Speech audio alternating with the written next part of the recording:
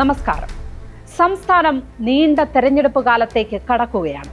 തദ്ദേശ സ്വയംഭരണ തെരഞ്ഞെടുപ്പിന് വോട്ടർ പട്ടിക പുതുക്കാനുള്ള അവസാനവട്ട ജോലികൾ നടക്കുന്നുണ്ട്. ഇനി ഏത് സമയത്തും വിജ്ഞാപനം വരാം.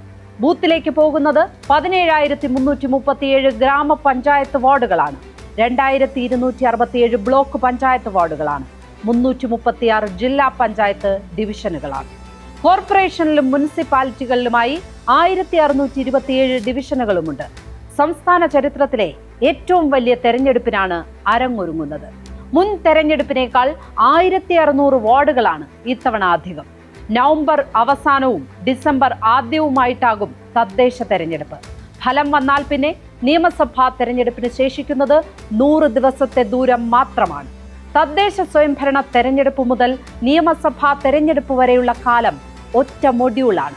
2 തെരഞ്ഞെടുപ്പിലും രാഷ്ട്രീയം രണ്ടാണെന്നൊക്കെ പറയാമെങ്കിലും പൊതു ട്രെൻഡ് തന്നെയാണ് പ്രതിഫലിക്കാറുള്ളത്. ആരാണ് ഇത്തവണ തെരഞ്ഞെടുപ്പ് നയിക്കുന്നത്? സ്പോട്ട് ലൈറ്റ് ആരംഭിക്കുന്നു. Pinarayi Vijayan versus VD സതീശനോ? CPIM ഒരു കാര്യം സംശയലേശമെന്നെ വ്യക്തമാക്കി. പിണറായി വിജയൻ തന്നെയായിരിക്കും വരുന്ന തെരഞ്ഞെടുപ്പും നയിക്കുക. കോൺഗ്രസിന്റെ ചരിത്രത്തിൽ പ്രതിപക്ഷ നേതാക്കളാണ് തെരഞ്ഞെടുപ്പ് നയിച്ചിട്ടുള്ളത്. കഴിഞ്ഞ തെരഞ്ഞെടുപ്പിൽ മാത്രം രമേശ് ചെന്നിത്തലയ്ക്കൊപ്പം ഉമ്മൻചാണ്ടിയെ കൂടി നായകനായി പ്രഖ്യാപിച്ചു എന്ന വസ്തുത മാറ്റി നിർത്തിയാൽ കഥ അങ്ങനെയൊക്കെയായിരുന്നു.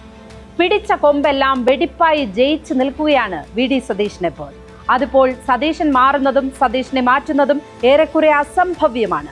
ലീഡർ ഓഫ് ദ ഒപ്പോസിഷൻ ആയിട്ടും അടുത്ത മുഖ്യമന്ത്രിയാകാത്തത് കോൺഗ്രസിൽ 2 പേർ മാത്രമാണ്. ഒന്ന് PT ചാക്കോ, രണ്ടാമത്തെയാൾ രമേശ് ചെന്നിത്തല.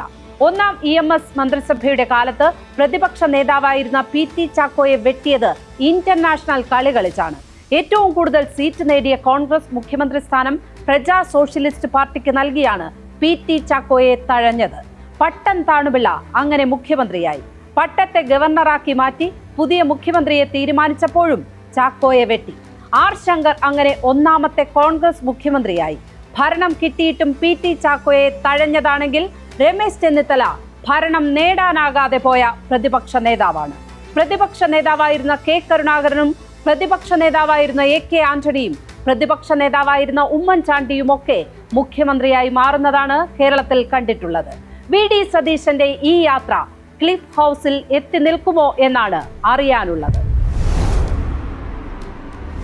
കഴിഞ്ഞ നിയമസഭാ തെരഞ്ഞെടുപ്പിൽ കോൺഗ്രസ് വരുത്തിയ ഏറ്റവും വലിയ പിഴവായിരുന്നു ഉമ്മൻചാണ്ടിയെ കൂടി നേതൃസ്ഥാനത്തേക്ക് കൊണ്ടുവന്നത്. അതോടെ പിണറായി വിജയനെ നേരിടുന്നത് രമേശ് ചെന്നിത്തലയാണോ ഉമ്മൻചാണ്ടിയാണോ എന്ന ചോദ്യമുയർന്നു. A ഗ്രൂപ്പിന്റെ കഠിന സമ്മർദ്ദത്തിലാണ് ഉമ്മൻചാണ്ടിയെ കൂടി വാഴിക്കേണ്ടി വന്നത്. അതോടെ ചരിത്രത്തിൽ ആദ്യമായി കോൺഗ്രസിന്റെ പ്രതിപക്ഷ നേതാവിന് നായകസ്ഥാനം കിട്ടാതെ പോയി. ഒന്നാം പിണറായി വിജയൻ സർക്കാരിനെതിരെ ഏറ്റവും പക്വതയോടെ പ്രവർത്തിച്ച പ്രതിപക്ഷ നേതാവായിരുന്നു രമേശ് ചെന്നിത്തല. പ്രളയകാലത്തൊക്കെ പൂർണ്ണ സഹകരണം വാഗ്ദാനം ചെയ്ത് മുഖ്യമന്ത്രിക്കൊപ്പം ഒരേ ഹെലികോപ്റ്ററിൽ സഞ്ചരിച്ചു. കോവിഡ് കാലത്തും സർക്കാരിനോട് പൂർണ്ണമായും സഹകരിച്ചു. അതേസമയം സ്പ്രിംഗ്ലർ കരാർ ഒക്കെ കേസ് കൊടുത്ത് റദ്ദാക്കിച്ചു. രമേശ് ചെന്നിത്തലയുടെ പ്രതിപക്ഷ നേതൃ പോരാട്ടമെല്ലാം നിയമവഴിയിലായിരുന്നു. VS അച്യുതാനന്ദൻ സ്വീകരിച്ചിരുന്ന വഴിയാണ് ചെന്നിത്തലയും അക്കാര്യത്തിൽ സ്വീകരിച്ചത്. VD സതീശൻ പൂർണ്ണമായും വ്യത്യസ്തനാണ്. തുടക്കം മുതൽ സർക്കാരിനെ മുൾമുനയിൽ നിർത്തി. സഹകരണം എന്ന വഴി ഒരു കാര്യത്തിലും പ്രഖ്യാപിച്ചില്ല. കഴിഞ്ഞ 4 വർഷവും ഏറ്റുമുട്ടലുകളുടേതായിരുന്നു. ഉപതെരഞ്ഞെടുപ്പുകളിൽ ചേലക്കര ഒഴികെ നേടിയതെല്ലാം വലിയ വിജയങ്ങളാണ്. ഒപ്പം ലോക്സഭാ തെരഞ്ഞെടുപ്പുകളിലെ സമാനതകളില്ലാത്ത നേട്ടം. ഇതൊക്കെയാണ് സതീശൻ തന്നെ നയിക്കും എന്ന് പറയാൻ ഉയർത്തുന്ന വാദങ്ങൾ. 2019 രമേശ് ചെന്നിത്തല പ്രതിപക്ഷ നേതാവായിരുന്നപ്പോഴും ലോക്സഭയിലേക്ക് സമാന വിജയം UDF നേടിയതായിരുന്നു. പക്ഷേ പിന്നാലെ വന്ന തദ്ദേശ സ്വയംഭരണ തെരഞ്ഞെടുപ്പിലെ ട്രെൻഡാണ് നിയമസഭയിലും പ്രതിഫലിച്ചത്. 2020 തദ്ദേശ സ്വയംഭരണ തെരഞ്ഞെടുപ്പിൽ 15,962 ഗ്രാമപഞ്ചായത്ത് വാർഡുകളാണ് ഉണ്ടായിരുന്നത്. ഇപ്പോഴുള്ളതിനേക്കാൾ 1,375 എണ്ണം കുറവ്.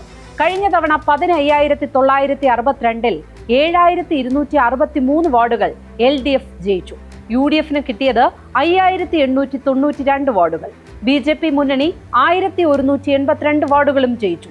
സ്വതന്ത്രരും റിബലുകളും ചെറു പാർട്ടികളും ഒക്കെ ചേർന്ന് 1,620 വാർഡുകൾ നേടി. 1,371 സീറ്റുകളിലാണ് LDFന് UDFിനേക്കാൾ മേൽക്കൈ കിട്ടിയത്. മുനിസിപ്പാലിറ്റികളിൽ പക്ഷേ UDFിനായിരുന്നു നേരിയ മേൽക്കൈ. 5 ഡിവിഷനുകൾ കൂടുതൽ കിട്ടി. LDFന് 1167 കിട്ടിയപ്പോൾ UDFന് 1172 ഡിവിഷനുകൾ കിട്ടി. നഗരങ്ങളിൽ എക്കാലത്തും UDFന് മേൽക്കൈ ഉണ്ടായിരുന്നു കേരളത്തിൽ. അത് ഗണ്യമായി കുറയുകയും BJP നേട്ടമുണ്ടാക്കുകയും ചെയ്തു. കാരണം നഗരസഭകളിലെ 320 സീറ്റുകളാണ് BJP നേടിയത്. അവിടെ നഷ്ടം UDFനായിരുന്നു. കോർപ്പറേഷനുകളിൽ ഈ ചിത്രം അല്പം കൂടി തെളിഞ്ഞു വന്നു. UDFന് 40ഓളം ഡിവിഷനുകൾ കയ്യിൽ നിന്ന് പോയി. BJP 59 സീറ്റുകളിൽ വിജയിച്ചു. LDFന് 207, UDFന് 120 എന്നിങ്ങനെയായിരുന്നു കക്ഷിനില. ബ്ലോക്ക് പഞ്ചായത്തുകളിലെയും ജില്ലാ പഞ്ചായത്തുകളിലെയും സ്ഥിതി പ്രത്യേകം എടുക്കേണ്ടതില്ല. കാരണം ഗ്രാമപഞ്ചായത്തുകളിലേക്ക് വോട്ട് ചെയ്യുന്നവർ തന്നെയാണ് ബ്ലോക്ക് ജില്ലാ പഞ്ചായത്തുകളിലേക്കും വോട്ടിടുന്നത്. 2020 വോട്ടിംഗ് പാറ്റേൺ നിയമസഭയിലേക്കുള്ള തെരഞ്ഞെടുപ്പിലും പ്രതിഫലിച്ചു എന്ന് കാണാം. ഓരോ വാർഡിലും കിട്ടിയ വോട്ടുകൾ എണ്ണി നോക്കിയാൽ നിയമസഭയിലേക്ക് അതത് മുന്നണികൾക്ക് ലഭിച്ച വോട്ടായി. ബൂത്ത് തിരിച്ചുള്ള വോട്ടിന്റെ കണക്കെടുത്താൽ കഴിഞ്ഞ തവണ ഏറെക്കുറെ സമാനമായിരുന്നു നിയമസഭയിലേക്കും. എല്ലാ കാലത്തും LDFന് ഗ്രാമപഞ്ചായത്തുകളിൽ മേൽക്കൈ കിട്ടാറുണ്ട്. അതൊന്നും നിയമസഭയിലേക്കുള്ള തെരഞ്ഞെടുപ്പുകളിൽ അതുപോലെ പ്രതിഫലിക്കാറുമില്ല. എന്നാൽ കഴിഞ്ഞ തെരഞ്ഞെടുപ്പിൽ പാറ്റേൺ വളരെ വ്യക്തമായിരുന്നു. LDFന് വോട്ടും വാർഡുകളും കുറയുന്നു, UDFന് അതിലേറെ കുറയുന്നു. രണ്ടിടത്തും കുറഞ്ഞതെല്ലാം BJPയിലേക്ക് എത്തുന്നു. 1182 തദ്ദേശ സ്വയംഭരണ വാർഡുകൾ ജയിച്ച BJPക്ക് ജില്ലാ പഞ്ചായത്തിലേക്ക് 2 പേരെ മാത്രമേ ജയിപ്പിക്കാൻ കഴിഞ്ഞുള്ളൂ. 5892 ഗ്രാമപഞ്ചായത്ത് വാർഡുകൾ കിട്ടിയ UDFന് 110 ജില്ലാ പഞ്ചായത്ത് ഡിവിഷനുകൾ കിട്ടി. ഗ്രാമപഞ്ചായത്തുകളിലേക്ക് 7263 വാർഡുകളിൽ മാത്രം ജയിച്ച LDFന് 212 ജില്ലാ പഞ്ചായത്ത് ഡിവിഷനുകൾ കിട്ടി. ആകെ 331 ഉള്ളതിൽ 212 LDFന്. ഏറെക്കുറെ നിയമസഭയിലേക്കുള്ള കണക്കാണ് അവിടെ കുറിക്കപ്പെട്ടത്. 140 നിയമസഭാ സീറ്റുകളിൽ 99 നേടിയതിന്റെ വഴിയാണ് എഴുതപ്പെട്ടത്. പഞ്ചായത്ത് വേറെ, നിയമസഭ വേറെ എന്നൊക്കെ പഞ്ചിന് പറയാമെന്നേയുള്ളൂ. കഥയുടെ ത്രെഡ് ഒന്ന് തന്നെയാണ്. ആ തെരഞ്ഞെടുപ്പാണ് ദേ ഇങ്ങ് എത്തി നിൽക്കുന്നത്. സ്പോട്ട്ലൈറ്റ് ഇനി നാളെ മറ്റൊരു വിഷയവുമായി ഇതേ സമയം. നമസ്കാരം.